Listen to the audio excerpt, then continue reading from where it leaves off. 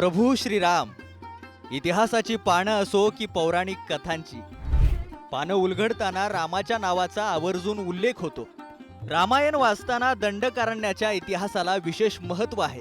रामाच्या वनवासातील पंचवटीतील सांगितली जाणारी पौराणिक कथा आजही तपोवनात भेट दिल्यावर डोळ्यांसमोर उभी राहते. महाशब्दे कुटुंबाकडून कपिला संगमावर असलेल्या पाऊल खुणांजवळ भाविकांसह पर्यटकांना याबाबतची माहिती दिली जाते.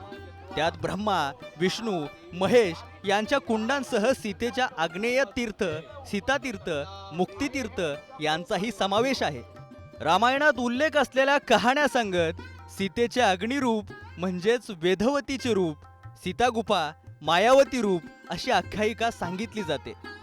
याशिवाय रावणाला मारण्यासाठी ज्या बाणाचा उल्लेख होतो तो बाण अगस्ती ऋषींनी याच ठिकाणी प्रभू रामाला दिल्याचा उल्लेखही होतो. नाशिक दर्शनासाठी आलेले अनेक भाविक आवर्जून या ठिकाणी भेट देत असतात. नाशिकचं महत्त्व असं आहे, श्रीरामाच्या रामलीला खऱ्या अर्थाने नाशिकपासून सुरू झाल्या. 11.5 वर्ष चित्रकूटमध्ये राहून नंतर 1 वर्ष आणि 14 दिवस श्रीराम आणि सीता लक्ष्मणजी नाशिकमध्ये होते. या ठिकाणी ब्रह्मदेव, शंकर आणि विष्णू हे 3 भगवान उभे होते. त्या 3 देवांच्या साक्षीने सीतामातेमध्ये अग्नीमध्ये प्रवेश केला, म्हणून त्याला त्या 3 देवांचे ते 3 तीर्थ झालेत. याला पापनाशिनी तीर्थ म्हणतात. रामायणात रामाचा आणि रावणाचा संघर्ष जिथून सुरू झाला तो प्रसंग म्हणजे लक्ष्मणाने कापलेले शूर्पणखेचे नाक. नाकाला नासिका म्हणतात, त्यावरूनच नाशिक या नावाचा उदय झाला आणि ते नाव कायमस्वरूपी या शहराशी जोडले गेले. जिथं ही घटना घडल्याची श्रद्धा आहे या ठिकाणी विशेष अशा खुणाही पाहायला मिळतात. तपोवनातील कपिला आणि गोदावरीच्या संगमावर हे ठिकाण आहे. अगस्ती ऋषींची जिथं कुटी होती तिथंच रामासह लक्ष्मण आणि सीता यांचं वास्तव्य असल्याचं सांगितलं जातं. रामाच्या विविध लीला जाणून घेण्यासाठी देशातून भाविक नाशिकला हजेरी लावतात. ज्या काळामध्ये प्रभू श्रीराम इथे वनवासाकरता आले त्यावेळेस अगस्त्य ऋषींच्या आश्रमाच्या इथं राहायला लागले. अगस्त्य ऋषींच्या इथं राहत असताना या जागेचं नाव दंडकारण्य होतं. हा जो राज्य होतं हे शूर्पणखेचं होतं.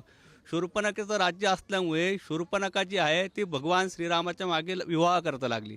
त्यावेळेस भगवान श्रीरामाने तिला ओळखलं की शूर्पणखा आहे. त्यावेळेस त्यांनी सांगितलं तू लक्ष्मणाकडे जा, व तिच्या पाठीवरती लिहिलं होतं की राक्षसीन आहे, हिचं नाक छिदन कर. त्यावेळेस लक्ष्मणाने या जागेवर शूर्पणखेचं नाक छिदन केलं. ती ही जागा आहे. दंडकारण्यातील नाशिकमधील रामाचे वास्तव्य 1 वर्ष आणि 14 दिवसांचं असल्याचं बोललं जातं. त्यातील बहुतांश घडामोडी या पंचवटी आणि तपोवनातील आहेत. त्यामुळे राम भक्तांचा ओढा नाशिकला रामायणात असलेले संदर्भ जाणून घेण्यासाठी असतो. मराठी मुलकातील रामाच्या पाऊलखुणा भाविकांना आपुलकीच्या वाटतात. दर्शन घेतलं, छान वाटलं. तपोवनमध्ये आलो होतो, पंचवटीला गेलो. हां, छान वाटलं. ते म्हणजे समजलं की हां ठीक आहे, ह्यांनी इथं वनवास करून गेलेत त्यांनी, त्याबद्दलच नाही बघून छान वाटलं. पहिला भी आलो होतो मी 93ला आलो होतो. आता इम्प्रूव्ह झालेलं आहे भारत. ये नासिक में यहाँ देखे राम कुंड को गए, सीता गुफा को गए, उसके बाद यहाँ आए राम ओथा का कुटी को, सीता कुटी को भी देखे. हाँ, क्या जानकारी मिली आपको? जानकारी यही देखने का था, उस साथ साथ देखने का, इसके वजह से देखने के लिए आए हम. हाँ, बहुत अच्छा, एकदम 1 नंबर का. मराठी मुलकातील राम आणि नाशिक मधल्या रामाच्या पाऊलखुणा यांना विशेष महत्त्व आहे. किरण ताजणे, पुढारी न्यूज, नाशिक.